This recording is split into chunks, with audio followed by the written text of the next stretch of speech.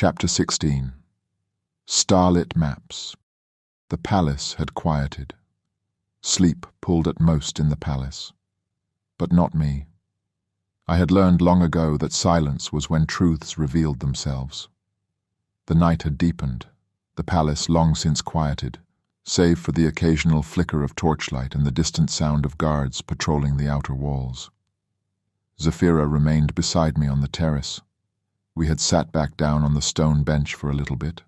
I sat beside her.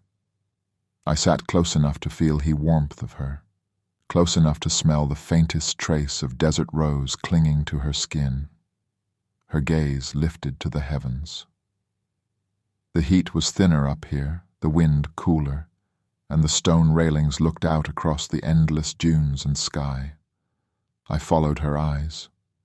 The stars above were unblinking, eternal. Below them, Zafira untouchable, unknowable, and somehow, right beside me, the stars here were different.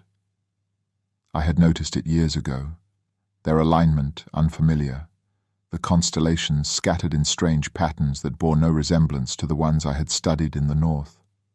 No Orion's belt, no familiar curve of Ursa Major. Just strange diamonds and brilliant clusters blinking cold and eternal above the sands. "I've never seen skies like this," I murmured, almost to myself. Zafira turned to me, her profile bathed in silver light. "Because they are not your skies," she said softly. "These stars are ours." She stood then, pulling the sheer gold-dusted wrap from her shoulders and laying it across the bench behind her. Barefoot now, she crossed to the center of the terrace, eyes never leaving the heavens. "Come," she said, motioning me to join her. "Let me show you." I obeyed, drawn not only by curiosity but by the quiet command in her voice. She pointed upward, her finger tracing invisible lines in the sky. "That one," she said, "is the scorpion's tail. It stretches from there to there. It's how we tell when the rains will come to the southern dunes." I followed her direction, nodding slowly. "It glows red in the center." "Yes, that is the scorpion's heart." She smiled faintly. "The old tales say it watches over travelers and strikes down liars." "Charming," I muttered. Zafira's gaze never left the stars, but her voice, when she spoke again, reached deeper than before, into marrow, into something hollow, half buried in my own soul. "I want to be a wise ruler," she said, soft but fierce. "A fair one, not feared like my grandfather, not a puppet like some princesses of the north. I want them to love me, not because I wear a crown, but because I deserve it."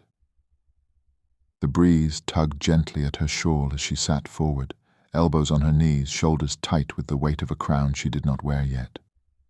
"They cheer when I dance, but I wonder if they'd still cheer if I passed a law they didn't like, if I punished a noble who deserved it, if I chose someone they didn't expect," her voice faltered, "or someone they thought unworthy." She was no longer talking about rulership. She was asking something else. I studied her then, not as a healer, not as a shadow in the court, but as a man who once stood in the presence of a girl who changed everything and was now sitting beside another who might burn the world open in her own way. I could have told her what she wanted to hear, that she would be loved, that they did love her. But I've never been one for lies, and things may change. "You won't be loved by everyone," I said, voice low, measured, "but you will be remembered. And if you rule with truth, if you burn the rot from the roots instead of dressing it in silk, then those worth leading will follow you, not out of fear, but because you show them a better way." She turned slowly, eyes locked with mine. A single gold hoop glinted in her left ear, and her face in starlight looked like a painting strength carved from moonstone and sand. "You speak as though you've seen it all before," she said, watching me closely. "I've seen enough," I answered.